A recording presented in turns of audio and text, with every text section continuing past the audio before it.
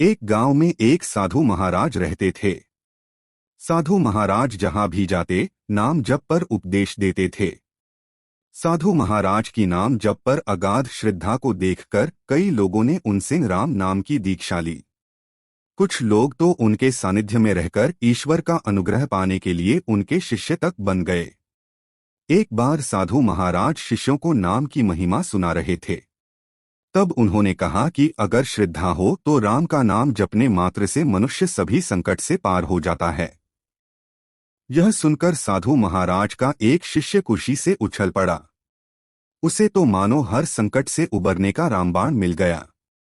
वह प्रतिदिन भिक्षा के लिए नदी पार करके दूसरे गांव जाता था। इसके लिए उसे नाविक को 4 आने देने पड़ते थे। एक दिन की बात है। साधु महाराज का वह शिष्य भिक्षा के लिए जा रहा था। उस दिन दूर कहीं बारिश हुई थी, जिससे नदी में बाढ़ आई हुई थी। नाविक ने ले जाने से मना कर दिया। तभी शिष्य को गुरुजी का वह उपदेश याद आया, राम का नाम जपने मात्र से मनुष्य सभी संकट से पार हो जाता है।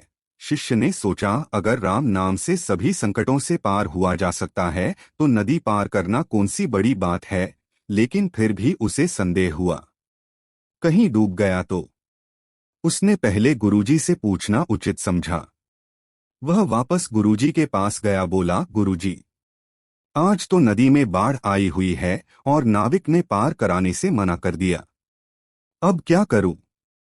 गुरुजी बोले, कुछ नहीं, आज जल पर निर्वाह कर लेंगे। लेकिन जल पर निर्वाह करना शिष्य को मंजूर नहीं था। उसने गुरुजी से फिर पूछा, गुरुजी, आप कहते हैं राम नाम जपने मात्र से सभी संकटों से पार हुआ जा सकता है, क्या राम नाम से नदी भी पार हो सकती है? गुरुजी बोले, अवश्य। श्रद्धापूर्वक लिया गया राम नाम सभी संकटों से पार कर देता है। इसमें कोई संदेह नहीं कि नदी पार हो सकती है। फिर क्या था? गुरुजी की बात सुनकर शिष्य फिर से नदी की ओर चल दिया। शिष्य को पक्का विश्वास तो नहीं था कि वह पार हो जाएगा, लेकिन फिर भी राम नाम की परीक्षा करने के लिए वह नदी में उतरा। उसने एक बार राम बोला और एक कदम आगे बढ़ा तो कुछ नहीं हुआ।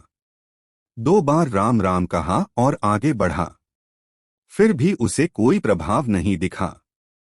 अब राम राम बोलते बोलते वह आगे बढ़ने लगा। पानी उसके गर्दन तक आ गया। अब उसने सोचा कि राम नाम बेकार है, ये केवल लोगों को उपदेश देने के लिए है। गुरुजी तो झूठ बोलते हैं। इतने में एक बड़ी लहर आई और उसे बहा ले गई। शिष्य बेचारा गोते खाते खाते किसी तरह किनारे लगा। उसे गुरुजी पर बड़ा गुस्सा आ रहा था। उसने जाकर सारी आप बीती गुरुजी को सुनाई और गालियां देने लगा। शिष्य बोला, अरे ढोंगी पाखंडी गुरु, कोई मरे या जिए तुझे कोई फर्क नहीं पड़ता। कुछ भी अनाप शनाप उपदेश बकता रहता है। आज तेरे उपदेश के चक्कर में मैं मरते मरते बचा। ये ले तेरी कंठी माला, आज मैं तुझे पूरी दुनिया के सामने नंगा करूंगा। गुरुजी शांत बैठे मुस्कुरा रहे थे। यह देखकर शिष्य गुस्से से लाल हो गया। मैं जा रहा हूं गांव वालों को तेरी असलियत बताने, यह कहते हुए शिष्य फिर से नदी की ओर चल दिया।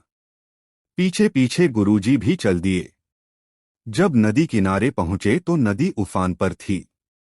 शिष्य नदी के किनारे पर बैठकर नदी के शांत होने की प्रतीक्षा करने लगा।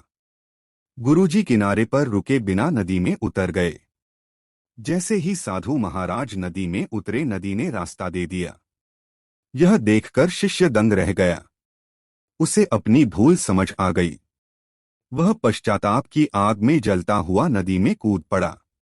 उस समय उसे जीवन की कोई परवाह नहीं थी, ना ही अपनी कोई सुध ही थी। वह दौड़ता हुआ नदी पार कर गया और गुरुदेव के चरणों में गिरकर क्षमा याचना करने लगा। साधु महाराज ने उसे उठाया और गले लगा लिया। जब उसे सुध आई तो उसने पीछे मुड़कर देखा। नदी जो की त्यों बह रही थी।